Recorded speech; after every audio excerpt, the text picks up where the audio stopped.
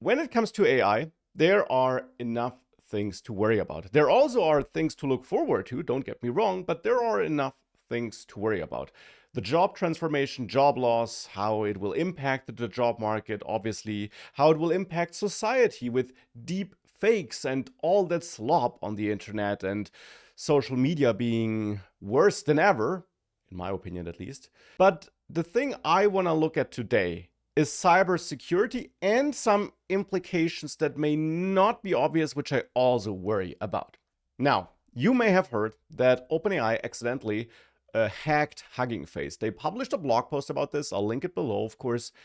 And in there, they share the details on how one of their models in its evaluation environment during testing escaped that environment through a zero-day exploit or a zero-day vulnerability which it detected, so that it was able to break out of its sandbox and ultimately through multiple steps then compromise Hugging Face systems, the servers of Hugging Face. Now, all the details are in that blog post. That's not primarily what I want to talk about. We'll not do a deep dive into this incident, but you probably heard about it, and it is pretty amazing that the model was able to do that. It's also pretty worrying, and I'll get back to why exactly I find it worrying, which may not be for the reason you think it is. But that's one example.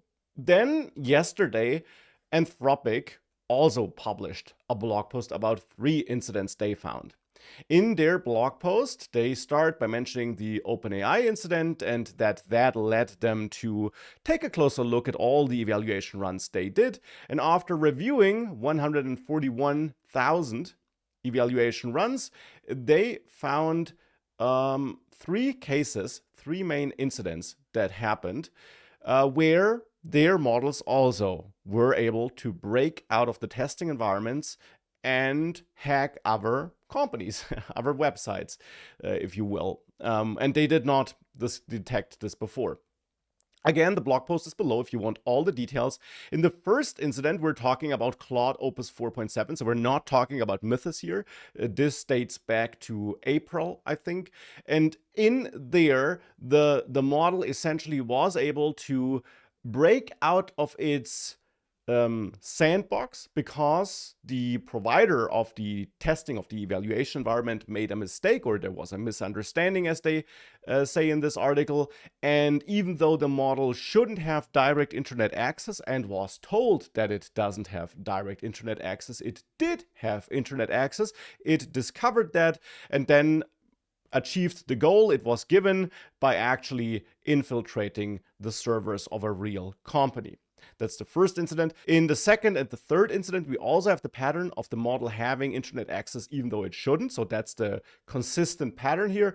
In the second incident, in order to achieve its goal, the model built a malicious Python package and published that and went to great lengths to actually publish it, creating an email account, which was not trivial because it had to find a provider that didn't require a phone number. But it went through all these steps to finally be able to sign up with the Pi registry for Python and publish a malicious package.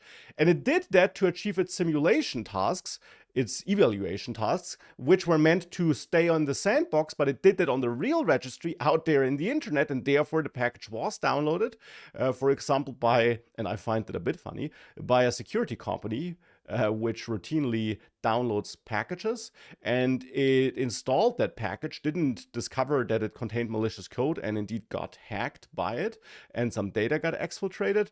And Mythos, this was a Mythos model, continued and didn't really realize, or didn't really care, at least in the end, that it was dealing with the real internet and no longer in a simulation environment. It did actually realize that this would not be okay to do out there in the real world, but it didn't really care to find out if it was maybe doing stuff in the real world. That's the second incident. And in the third incident, it's kind of similar, same pattern of the model having internet access when it shouldn't. And in order to perform its task, which was meant to be done inside of its sandbox, it suddenly did stuff on the real internet.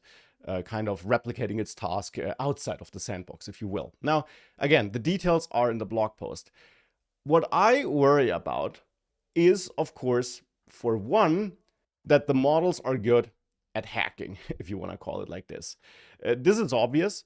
And in general, I mean, the models we have these days, when used in the right agent harnesses, are really good at achieving tasks. If you have a system where there is no straightforward way of opening a PDF document, let's say, and you put a PDF there and you tell a model in Claude Code, in Codex, in Pi, whatever, to extract the content of that PDF document, it will most likely find a way of doing so. And if it has to write its own PDF parser, the models are really good at solving a task or achieving a goal if they can validate it. So if you have a loop where the model can find out whether it achieved its task, they are really good at keeping on going, again, when used in the right harness, until that task is achieved, until it's completed.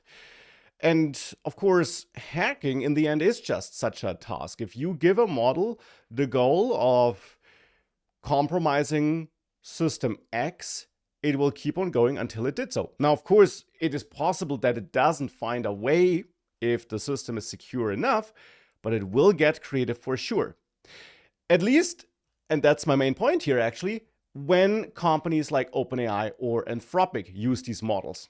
If you or I do it, it will not get there. There are guardrails in place, and unless you find a way of working around them, which may be possible, but is tricky and is a task on its own, if you don't find a way of working around them, the models you and I are working with, they can't do it, or they are far worse at that, at hacking and at the bad stuff, than they are when OpenAI and Anthropic do it. And that is actually one thing I deeply worry about. We have this pyramid of capabilities, as I like to call it. And at the top, we have the AI labs. So they sit here at the top. They have the full power of these models. They can fine-tune them to do exactly what they want them to do. They don't have to impose any guardrails at all if they don't want to, and why would they? And therefore, they can really leverage these models and nudge them in all the directions they need to. They can build amazing research assistants. They can build amazing assistants that can deal with cybersecurity stuff.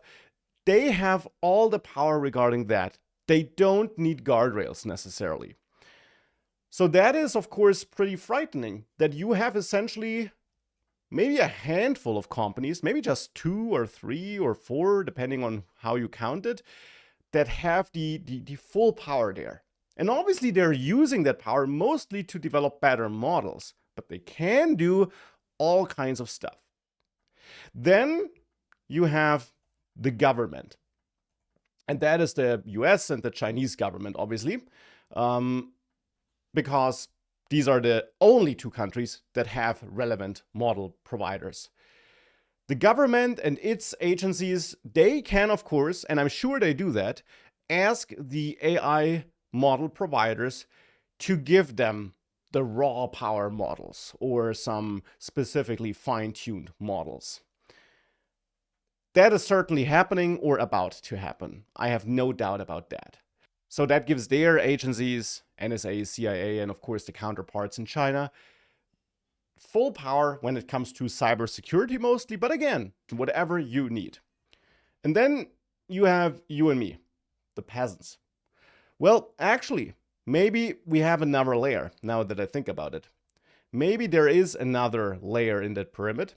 Maybe we are actually here at the bottom, and maybe there are big companies, if you want to call them like this here. You could argue that maybe there are privileged companies that are authorized, so to say, by the government to also get access to more powerful models.